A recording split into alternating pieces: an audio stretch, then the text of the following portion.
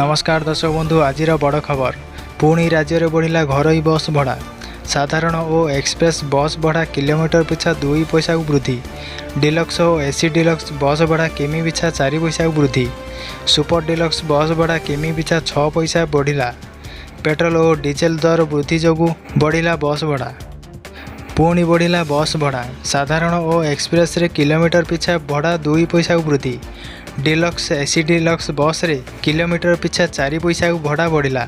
सेहीपरि super deluxe बस भड़ा kilometre पिछा 6 पैसा बढ़ला ऑटोमेटिक मेकानिक माध्यम बढ़ला बस भड़ा तेल दर वृद्धि पर बस भड़ा वृद्धि कले एसटीए